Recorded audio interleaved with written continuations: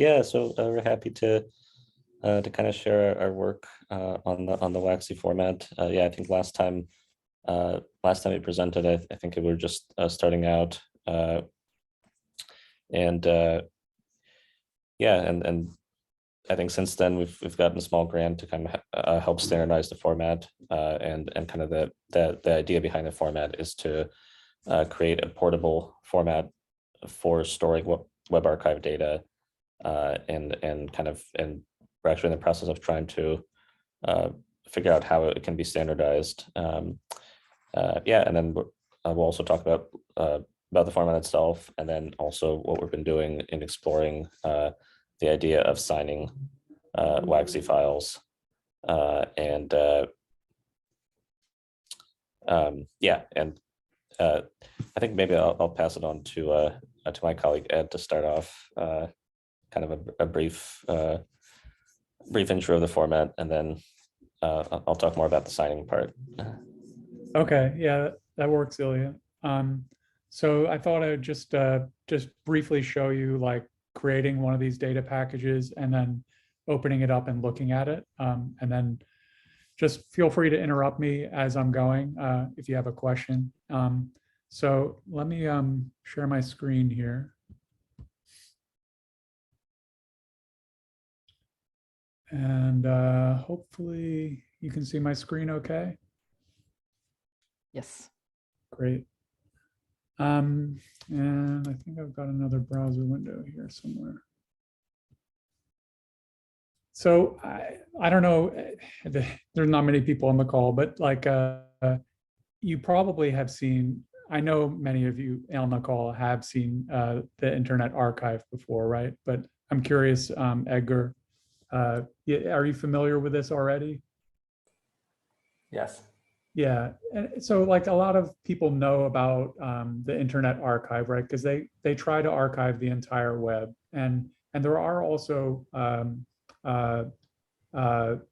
archiving programs at different institutions around the world, right? That, like for example, the British Library, archive parts of the UK domain, and Iceland and France, like lots of countries have programs where they try to archive parts of the web, and so it is being done, and one of the features on the Internet Archive website is that you can go and look at what a website looked like at a particular time, or you can, if you want, choose to archive something, and so like as an example, like we can go to the frictionless page, right?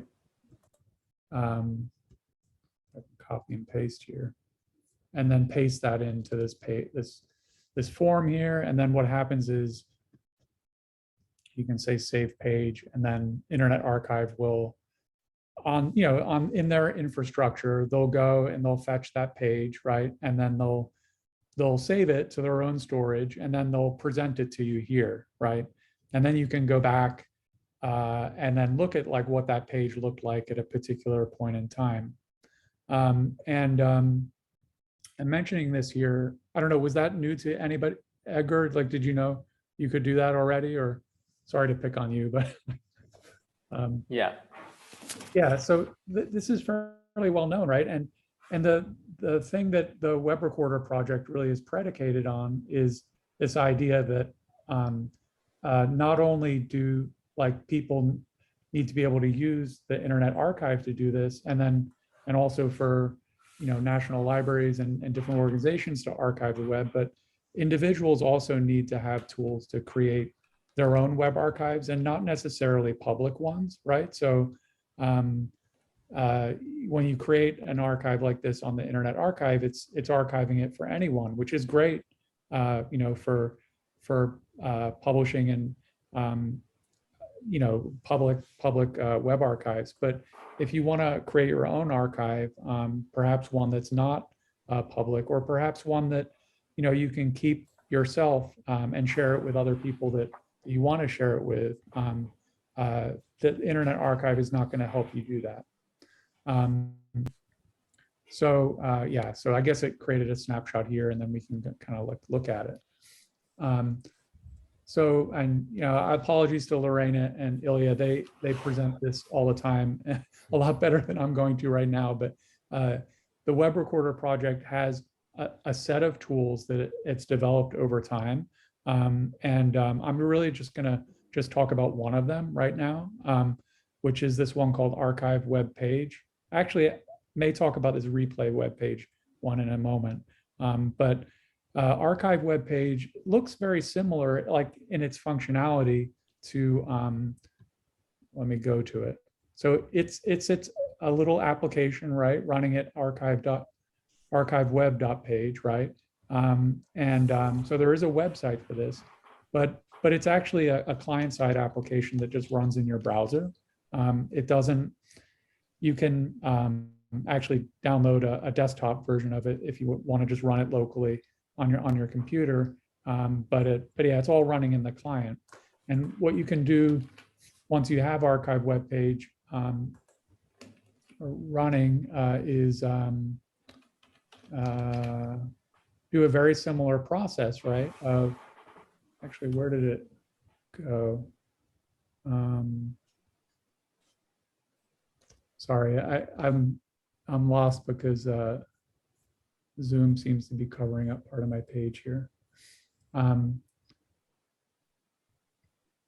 on a second.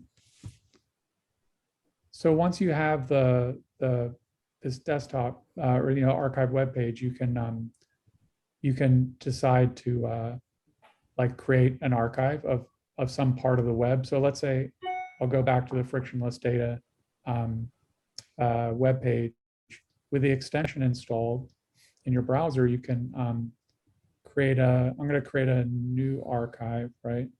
And I'll just call it, frictionless, or let's say I'm creating an archive of Open Knowledge Foundation pages or something. And I can start recording, right? So I can start this process of recording. Try opening it in a new tab. Oh, did I? Occasionally that might happen if you have multiple extensions running or.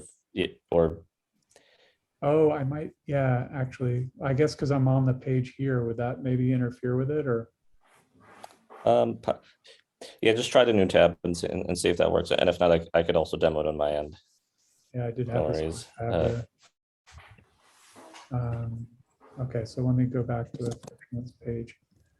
Thanks for doing a full demo to provide that background. Yeah, it's always a risk, especially with me, because I didn't actually really prepare for doing. I thought you were just going to start with the WACZ format, but this is a good background to kind of prepare for that, so it can.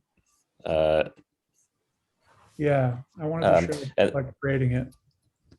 And so I keep pointing me because that sort of when Ed created that archive and into archive, they have all of the data. Yeah, I think it might be if you have other extensions running, Chrome has made it more difficult to. Let me try it on my end. Okay, yeah. Why don't you try real quick? Yeah. So let me share my screen here.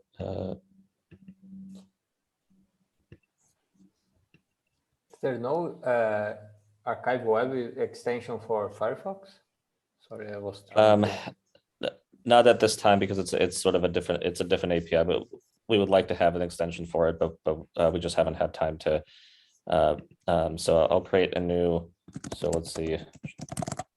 And yeah, so basically the idea is sort of when you archive with Archive web page extension, the data.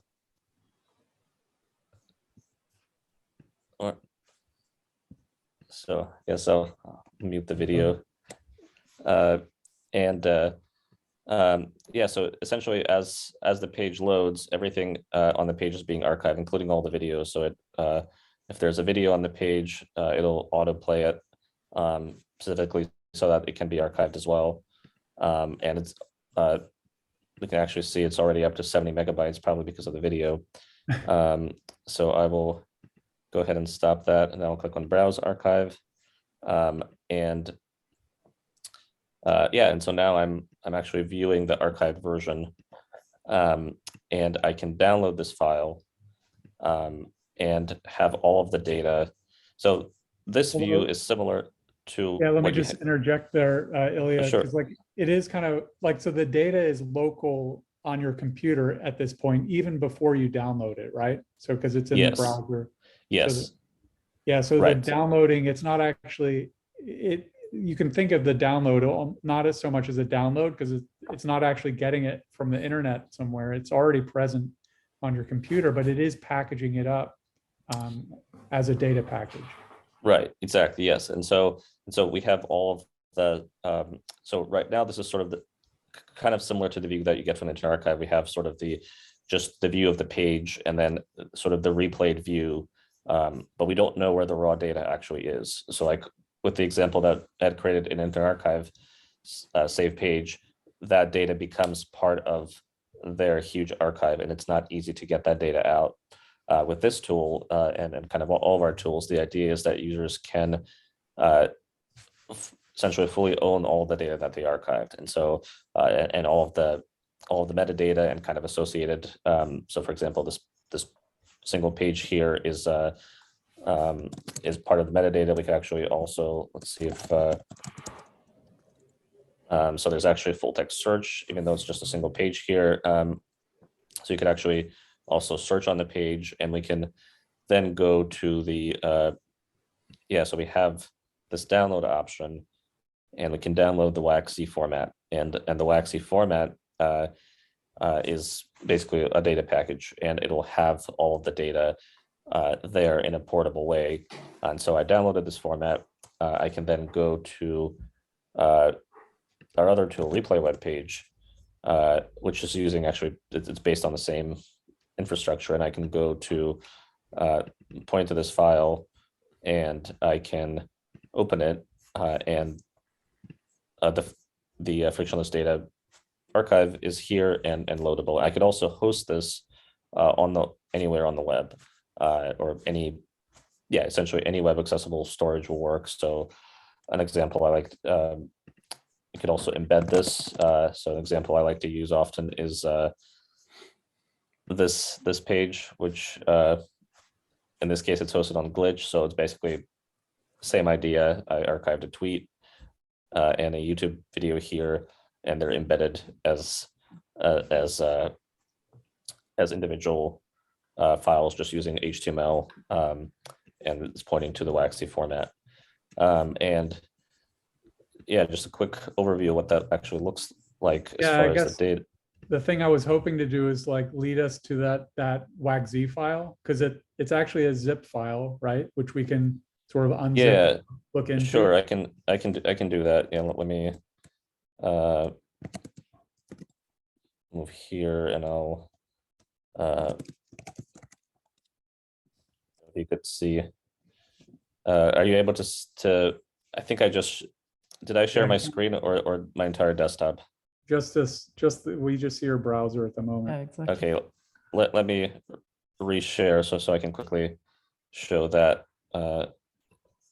So I'll quickly, yeah, so now I'm showing you my terminal, and so this is the WACZ file, and what that looks like is it's a zip file that is a data package, and one of the things that it has is, so it kind of has all of the regular, so it has, of course, the data package.json. That's sort of the kind of the main part that we're using, since all the other data here is custom. It's not a tabular data. It's all sort of custom web archive specific data, and that's what the WACZ spec specifies, sort of what are these other formats. And we have the actual raw HTML, the raw HTTP traffic is stored in the WARC format, which is included in the WACZ. Then we also have a page list, and we have an index, and those are all formats that are specified in the spec. And if we look at the data package, that is, yeah, sort of kind of the usual stuff. We also we're adding so the created date, some software metadata here, and yeah, so we're still kind of figuring out what some of these fields should be. That's kind of part of the current draft. And a new thing that we're adding that we also want to talk about is this data package digest, which is also still in development. So in this case, and the idea is that the data package digest includes a signature of everything that's in the data package. And so in this case, the signature is just, yeah, so in order to include a signature, we of course need the hash of the data package.json itself. And then this is sort of one approach. So this was created in the browser. The signature is just, so it's basically using a key pair generated in the browser and a public key, which right now is not shared anywhere, but could be. And yeah, so that's kind of what this discussion was leading up to is, and again, all of this is kind of not specific to WACZ, so this could work with any data package. And yeah, that basically what we want to talk about is kind of, does this make sense generally for data packages? And what should the format for that be if it were to make sense? And kind of as a motivation for this, and there are many, of course, is that when you have web archives stored in Internet Archive, you sort of trust them by virtue of them loading from their website. But if you can distribute these archives anywhere and let's say host them on Glitch like I did here, how do we, prove authenticity or trust that this is a real tweet or this is a real YouTube video, and that it wasn't just someone faking it? And that becomes more and more important in today's age of misinformation and war and so forth. Yeah, and so that's kind of what we want to talk about is, so if there was a standard approach to signing web archives, perhaps other data packages as well, what should that look like? Does that make sense at the frictionless data level? It certainly makes sense at the web archive level because we want to be able to authenticate this, but is this something that's more generally applicable to frictionless data? Yeah, and so maybe I can pause here and maybe take questions or start a discussion about this.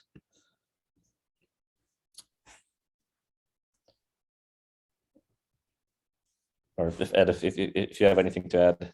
Yeah, I guess from my perspective, and I apologize, this is only my second data package, call. So I came last time, and it was a really good presentation, right, about how data packages were being used in Brazil, right, by the national government to publish data, right, and I think that as Ilya was just saying, data packages in a context like that, right, like where the publisher is a known entity, a government or a big organization like the Internet Archive, the authenticity of the package is kind of like I downloaded it from this website. I trust that, I trust that publisher, right? And I think the question that I hear Ilya asking, like at least in our calls that we've had, is as data packages circulate on the internet as things that people distribute, right, and create themselves, is there a need for documenting who created the package, and has it been changed since they said that they created it, and that's, we kind of looked at it really quickly, but that data package, the digest, the one that Ilya showed us really quickly, that had, it basically just had a checksum, for the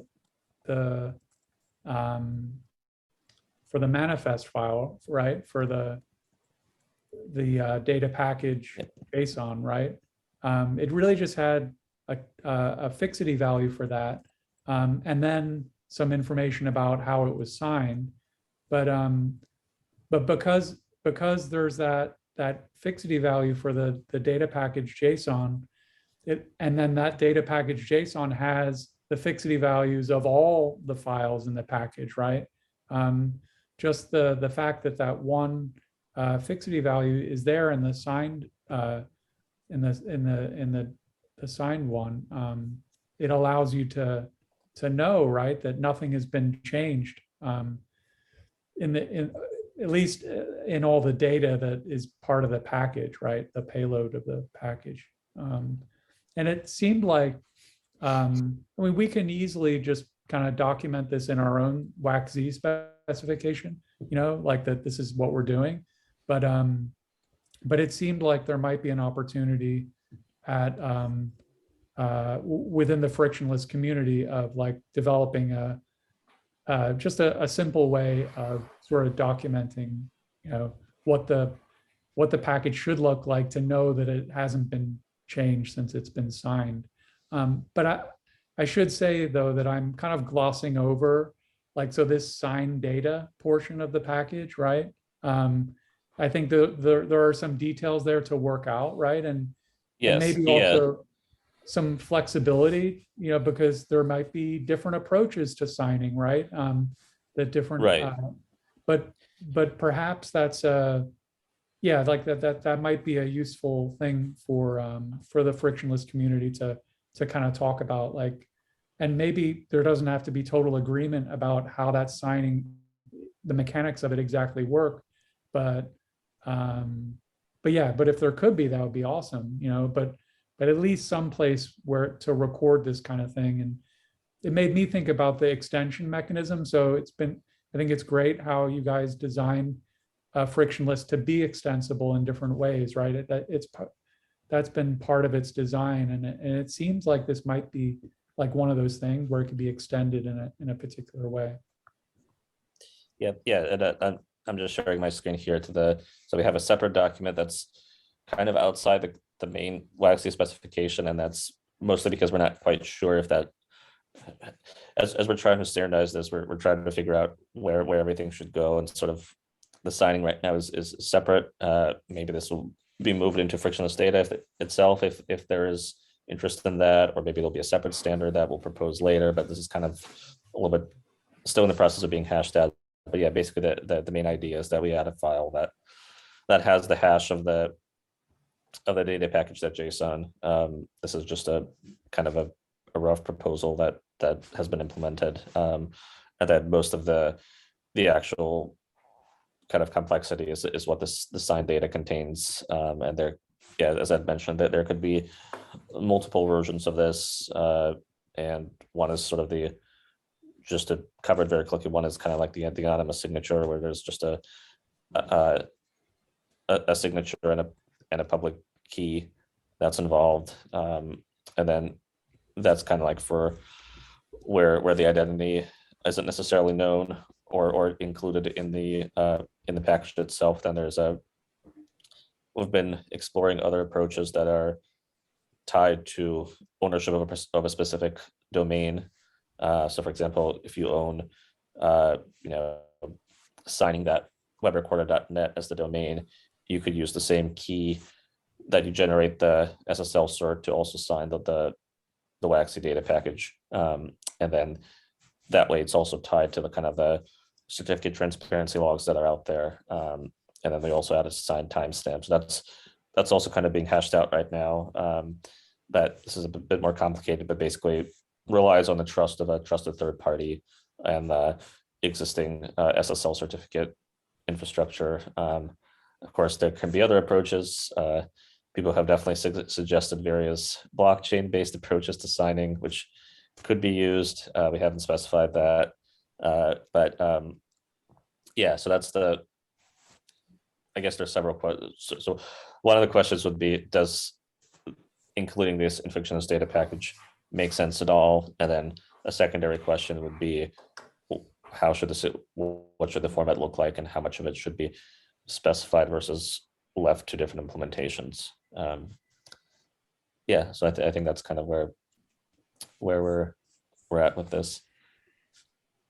Yeah, and one thing we had talked about doing but haven't done is like entering like an issue ticket into the into the frictionless GitHub, just saying like, here's an idea, and then if there's interest, we could submit like a pull request for like an extension to add. But yeah, our hope for this call was just to see if there was any interest at all, or if it maybe seemed like it didn't fit. And then we would not do that and just document it in other places. Yeah, I was kind of hoping that more community would be there also to sort of like test and have a sense of like how this was interesting for other people and other projects as well. I think that it could definitely be something that could be in the project. I think it could be interesting for some people, definitely. And as frictionless as you said, it's sort of like modular. There's something that can be implemented in that way for sure. I'm curious to see if Edgar has anything to add to that. Yeah, I have some question. What regarding this? I might be careful.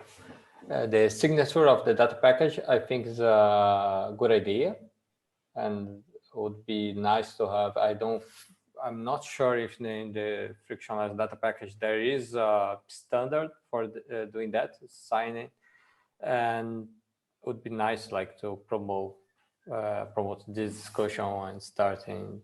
Yeah, I think it's something important. It would be nice to have a standard way to sign in using like public key, how you did it. I have a question about the idea in this web archive that you are generating using your extension. Right now, you said that you use the private key that you generate in the browser.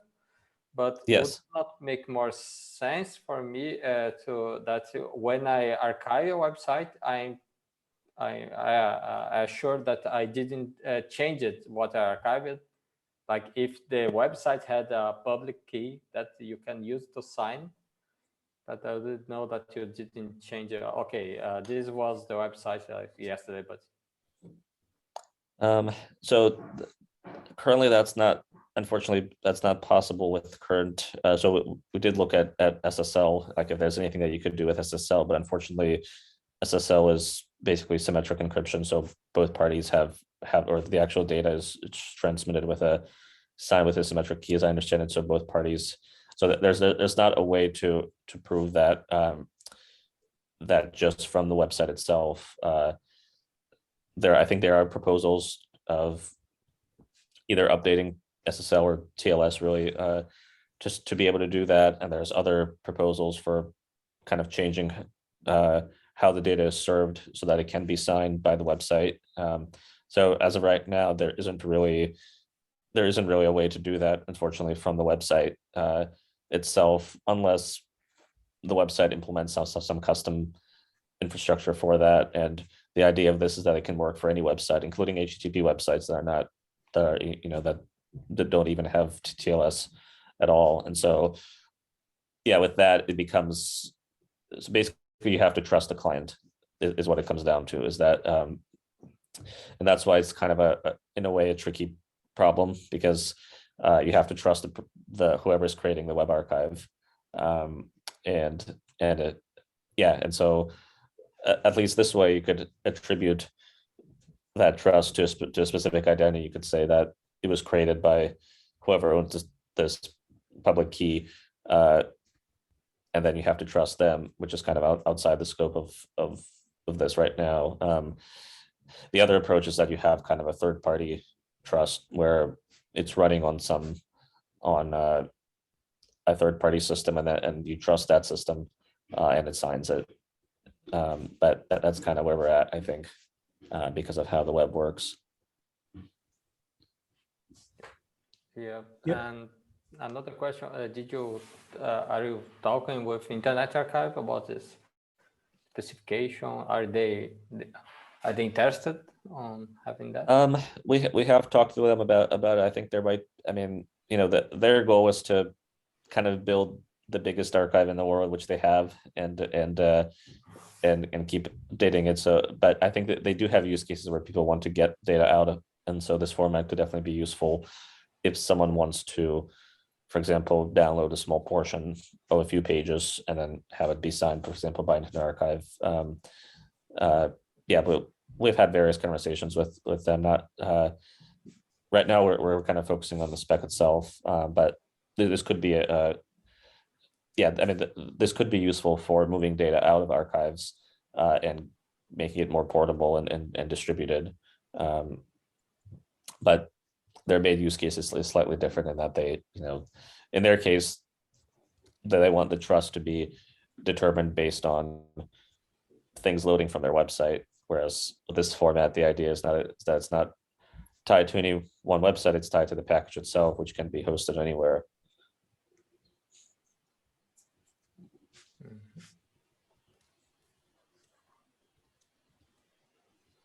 And how do you deal with, like, if you are in the websites that do a lot of requests to maybe external server API requests? Did you archive the answers? Yes, but yeah, that's So like, for example, I mean, this is all in the case of so yeah, the tools have been built to be able to archive dynamic content. So like this works by archiving the Twitter API, and this works by archiving the YouTube API, and kind of replaying that back. I mean, that's sort of part of the. So basically, it's the way this works is it's kind of like a small Wayback Machine that runs in the browser, reading data from the data package, which is the WACZ. And yeah, and that's kind of how. Yeah, we could probably have more documentation on how the whole system works, but for now we just wanted to kind of focus on the actual data store. Yeah, and the way that it works is that there's a service worker and it replays the URLs and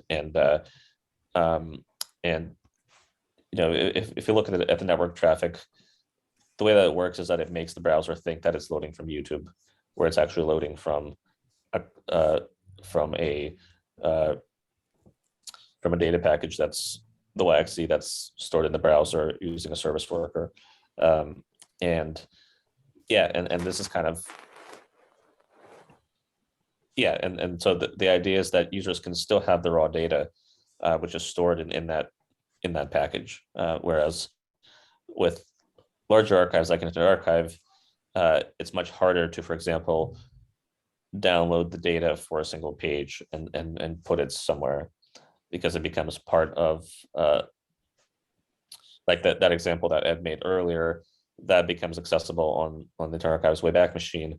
But if you want to just take that archive and store it somewhere else, or have a local copy of it, there's not an easy way to do that because it's sort of part of their infrastructure.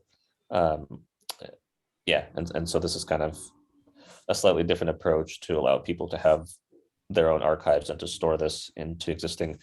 So in this case, where these files are stored on I think on DigitalOcean, this can be stored in S3. Also works with IPFS or institutional repositories. So yeah, I mean that's kind of the idea, is that the format itself is a static format, but it allows you to replay highly dynamic websites. Yeah, I pasted a URL to some of the use cases that we've been collecting, and yeah, it is. I think these are good questions you asked, Edgar. You know, about you know, what's going on in the browser, and like what is it recording, what isn't, and the trust around what's happening.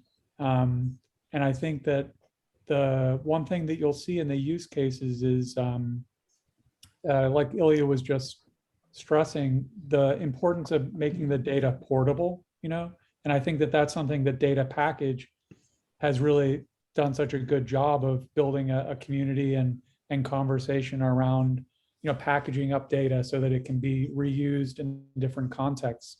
And that's really what the Web Recorder project is trying to do with web archive data. At the moment, web archive data really gets kind of locked into these platforms, infrastructures, right, that are software and data combined. And it's very difficult to take some of that data and move it into a different system or context. So that's something that the WACZ specification itself is trying to address, is making the web archive data portable, you know? And so these use cases are largely like around that idea of making the web archive data portable. For example, like in a court case, like when the contents of a web page are used as evidence, right, in a legal proceeding, they want to make that data available to the court, right? And maybe it's not data that can be made publicly available, right? It needs to be made available in the legal proceeding. And so making the data portable so that, you know, you could give it to somebody on a thumb drive or something, right? And they could open it up and look at it, interact with the web content without it needing to talk to a server somewhere else and all that stuff. Just like they would with a PDF or a, you know, like another file. So yeah, I guess that's, you know, connecting it to the larger data package discussion. I think that's where being able to show that it hasn't been changed, right? At least since the person who created the package, right? So somebody has to create the package and put the stuff into it and sign it.